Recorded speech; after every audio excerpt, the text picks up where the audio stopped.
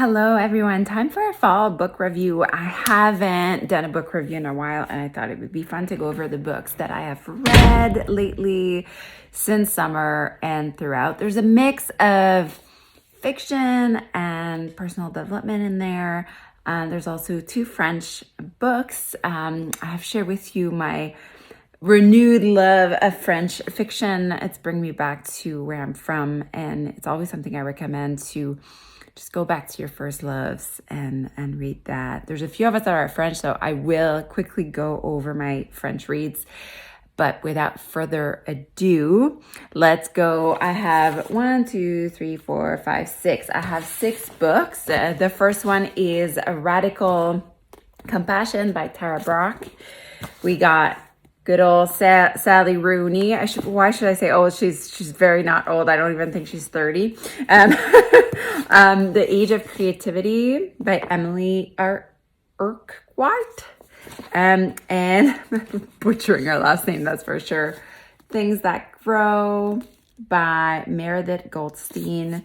And we got Letters to a Starseed by our well-known Rebecca Campbell. And the last one was The Truth of Yoga by Danielle Simpson. Almost all female authors. I like that. Oh, and just by the way, before I continue, a reminder that my book reviews, they're not like get every book that I show you. It's more like, if you're thinking of getting that book or it's kind of on your list. I know I have my list that I'm looking at. I just want to give you all an idea of, what I read and what I thought of the book, which might be different to you. So it's not like, get this book ASAP. Not at all. It's just my reflections. I'm kind of just chatting, having a little coffee date with you.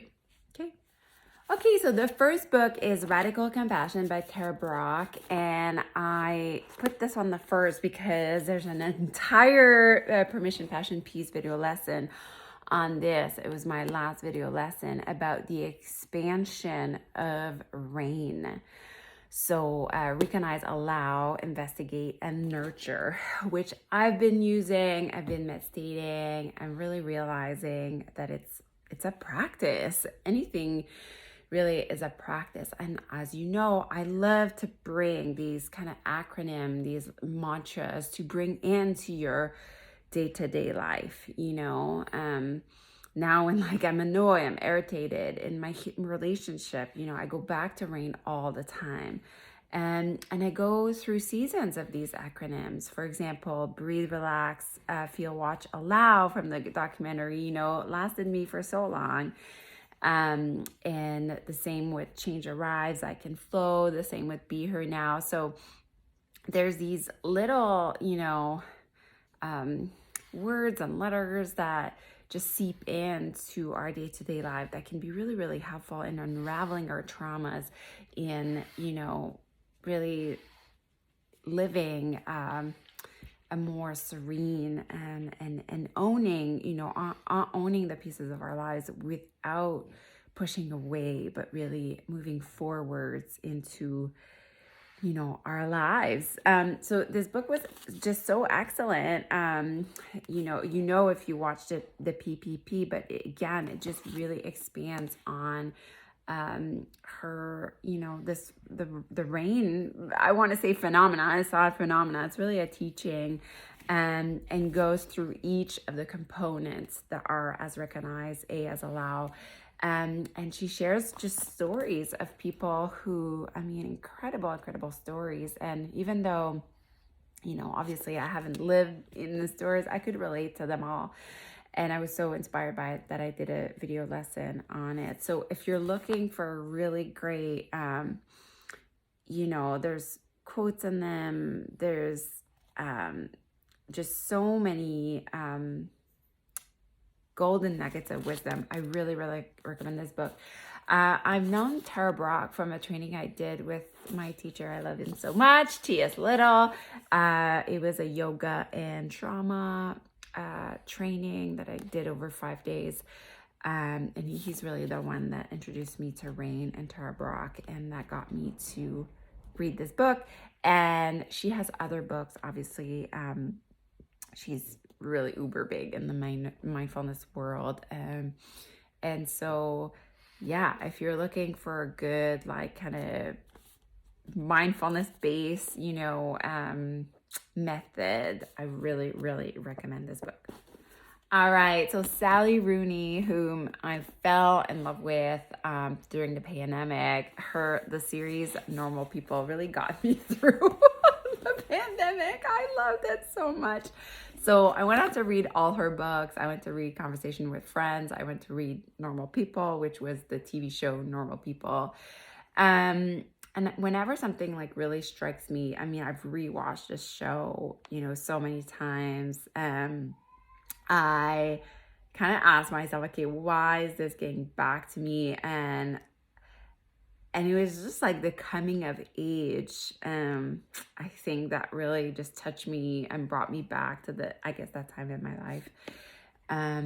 But also there's something about Sally Rooney that's like really real, really human and complex and nuanced that I really, really love. Like her characters are like really multidimensional, and yeah, there's something just so human about her writing. And so I picked up this book. That's her newest book. Like, when I'm obsessed with an author, it's like, okay, like whatever, I'm all in. And this book really wasn't as good. Oh yeah. Like, I almost stopped like 30 times, and then I was just committed. When you're like, you think it's gonna get better and it's just like does not get better. There's something really dark about this, and I'm not one to shy away at all from the dark. I think you all know this. But it was like kind of twisted. There's part that were twisted in there, and the whole time, and it doesn't come from like a judgment on me, but hopefully it doesn't sound too judgy, but it's like you read it and you're like, okay, we know you're smart, like the author. Like, it's almost like as if she wants to prove to us that she's smart, but like we know she is. Like, she doesn't justify it, and the whole time it's like, just continue with the story. Like, I know you're smart. So, I mean, if you really love Sally Rooney, like, it's not a book. It's like, I was like, okay, I guess you need to have one that's like not as good as all your others. That's fair. It's not, I'm still gonna get her next book, and there is still something that, like, I finished it. I was talking to a few of you online about it, and everybody else that I talked to were like, I couldn't finish the book. But call me committed or not. But I really love her interviews. If you go on YouTube, I really love listening to her speak. There's something really magnetic about her that I love. So maybe a little rotten tomato for this one, but it was still it still drew me in, I guess. Oh, this book, Things That Grow, by Meredith Goldstein. I read this book this summer, and it's in the young adult category, but it's a beautiful integration of grief book. It's through the lens of 14, 15-year-old. It's kind of a love story intertwined. And this girl who's lost her grandmother, in the testament, it said her grandmother wanted her family to go bring her ashes in all these gardens. It's beautifully written. It didn't feel young adult to me. Like, I think it's a young adult because the heroine is a young adult.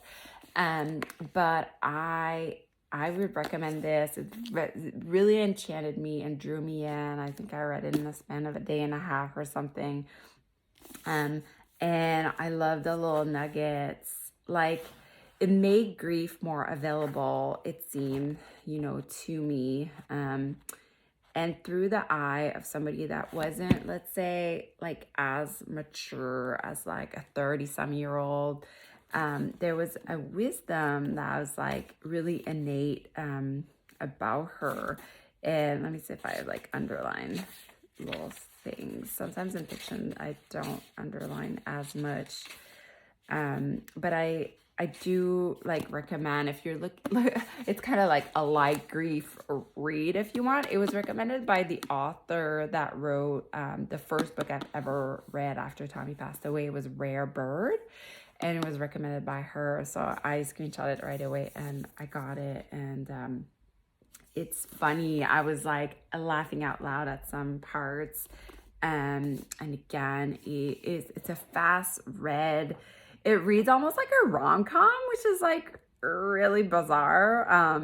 Like, you know, kind of super fast, but it's not about that. Very tender also, very yeah, wise beyond its years. So things that I really recommend.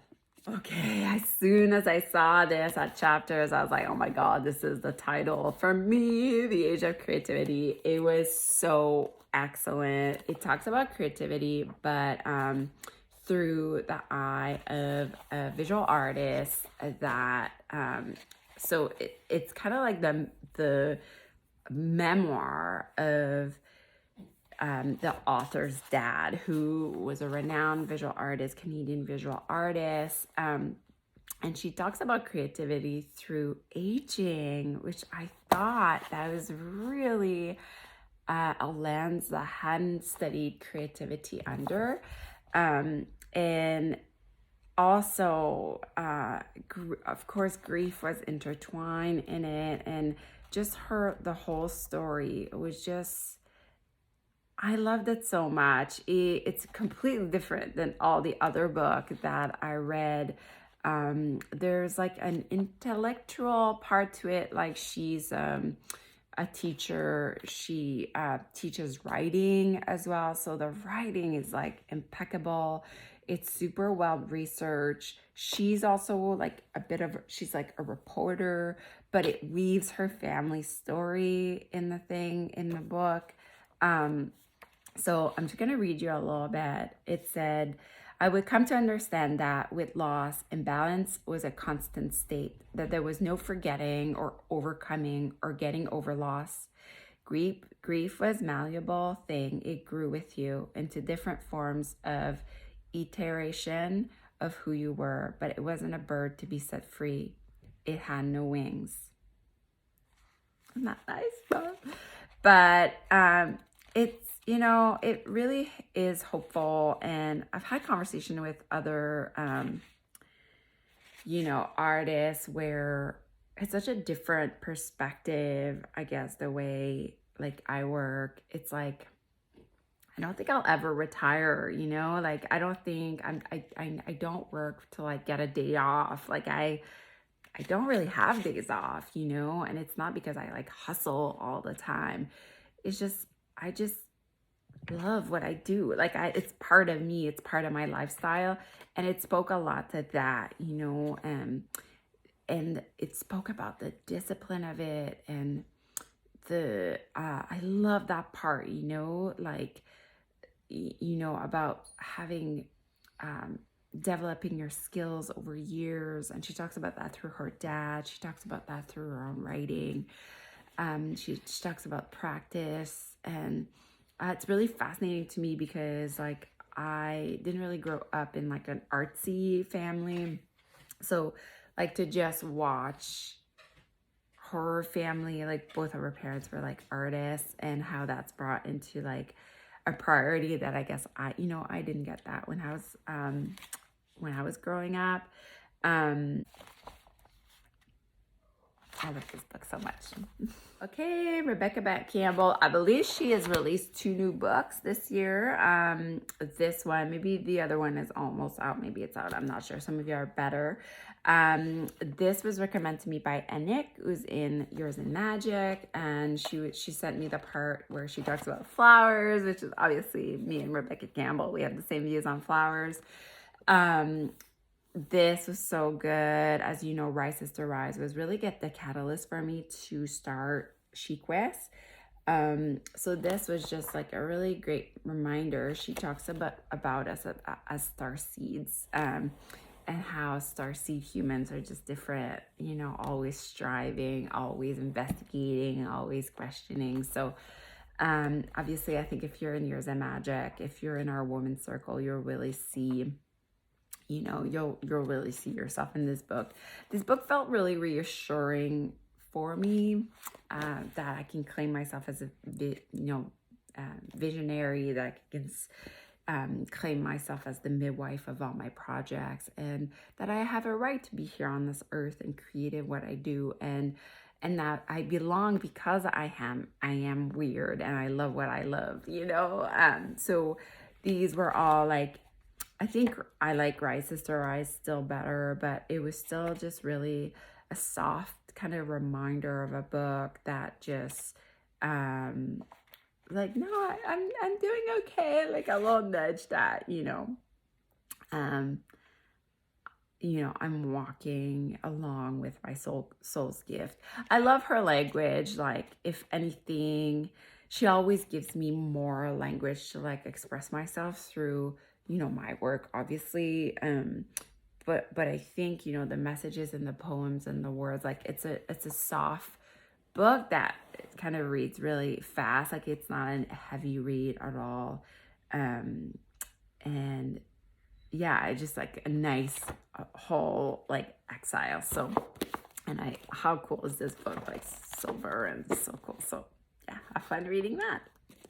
Okay, next on the list is The Truth of Yoga. Once a month, I try to read a yoga read. And this one is a bit dry.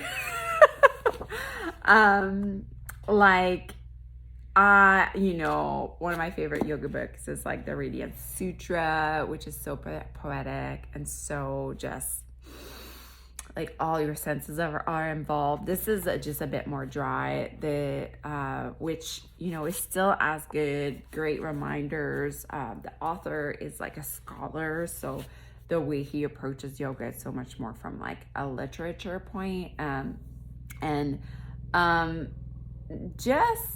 I do love reading these books in that, I've never needed the science of yoga to know it works, but I know a lot of practitioners do need that.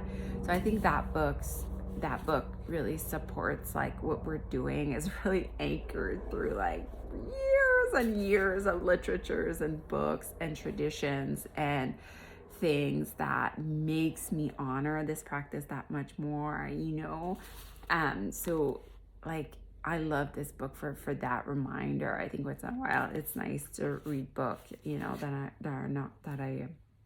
are just like dry and to the point.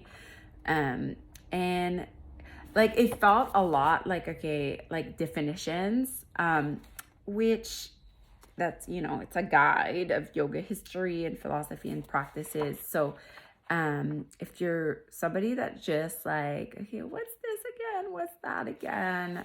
This book is really good for that. And then, yeah, I can go back to my Radiant Sutras whenever I want. It was good. I'm glad I picked that up anyways. All right. And then the last two were my French reads, Marie-Christine Chartier, which, all her books. I forget the other three that I read this year. This is her fourth one. And I love, she's like intertwining like her characters now. It's a beautiful, like for me coming from Quebec, like it's just, I've been in these streets. I love the Quebec culture is like enthralled in all her characters. It's a beautiful like book to read with a glass of wine on a Saturday afternoon, so I love that. And then this one was so funny, En route vers nowhere, a bit more coming of age again, and it's like in the 90s, which maybe it was like spot on when like I grew up, and so that was really fun too. And that's by Sophie Lorrain. So I will take pictures of those. I'll put them in the little caption box so you get all the info if you want to check any of them out. If you have books to recommend me, I always love your recommendation. This is my cue to let you go.